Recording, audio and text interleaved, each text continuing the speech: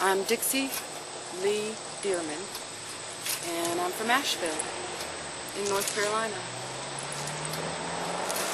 It's where I'm local. I have been since 1993, and originally I'm from Texas. I was born there. So. Perhaps you can tell us a little bit about yourself as far as... Well, that's where I first found out what cannabis could do for me. My condition that I was born with.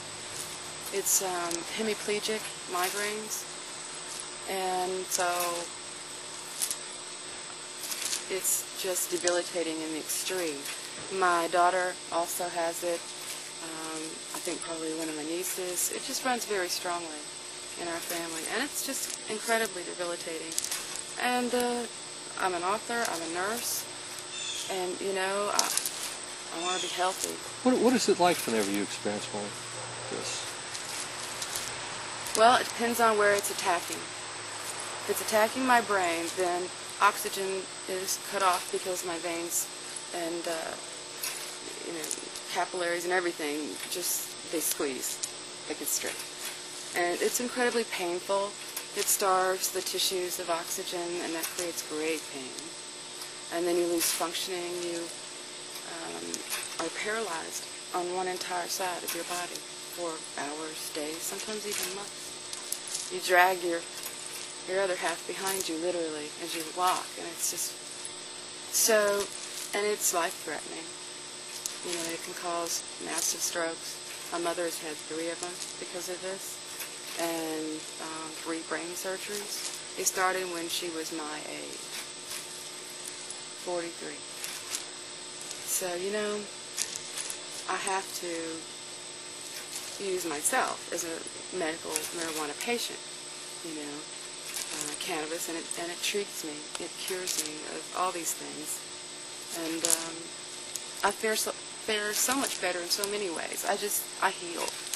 And I go back into abatement, you know, so that it's not killing me anymore. But without it, I have episodes where I almost die, you know, a lot of those.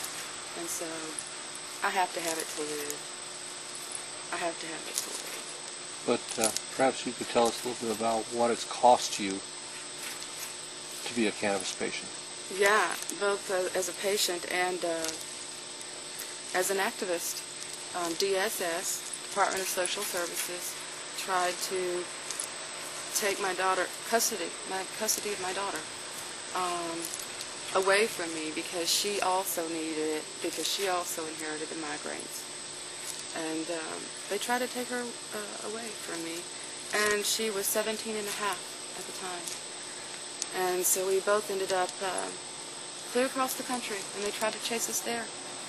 And you know, we went all the way from North Carolina clear across the country trying to get rid of away from these people. We had to live under assumed names. They threw our family into chaos because of you know, them trying to do this.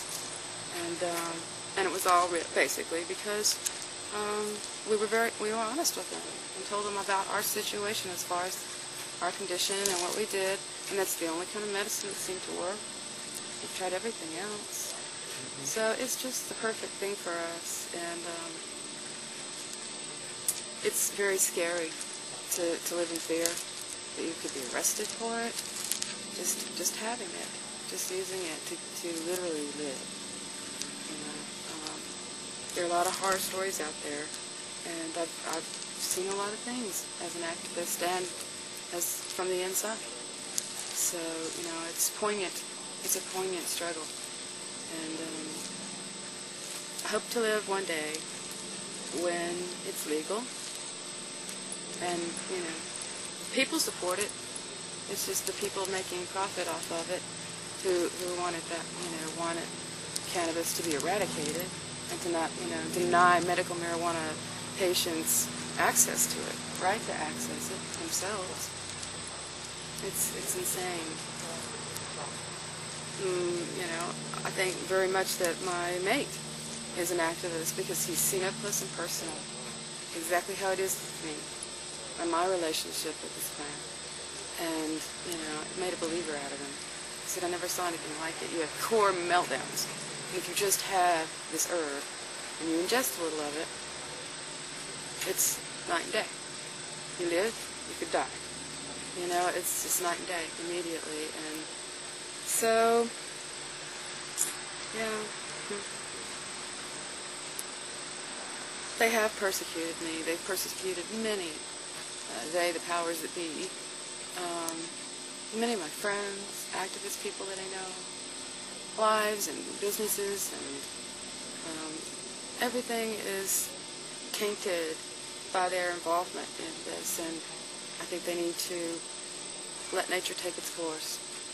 Let's just see if somehow or another a crop mysteriously springs up all over, you know, we'll just let it slide this time. You know, they could easily do that, and it would help with so many things, and so many people that are sick. And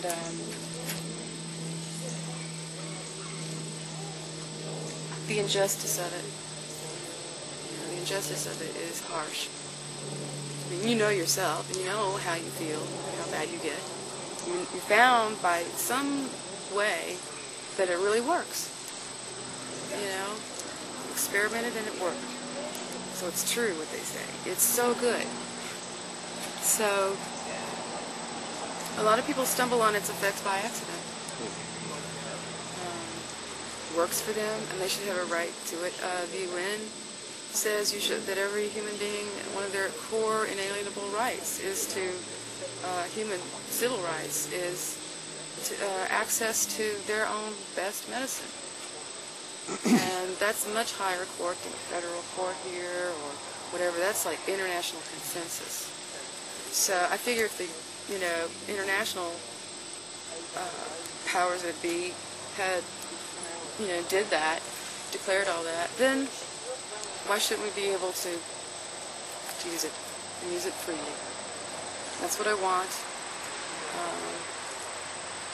I don't want it to be hard to get. It shouldn't be. I want it.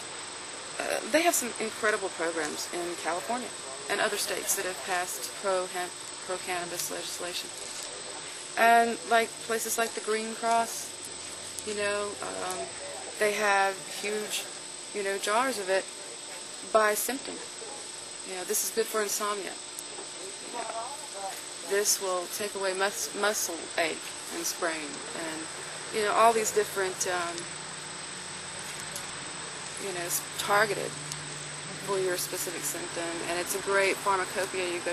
We could all walk somewhere reasonable and be wide open about it, and you know, treat our symptoms. So that's what we want. That's what we want. To one day be able to just walk down the store and get it like you would a carton of milk. You know, like you would an aspirin or, you know, cold medicine or whatever things people are taking these days. For us, that's all we need. That's all we really ever needed.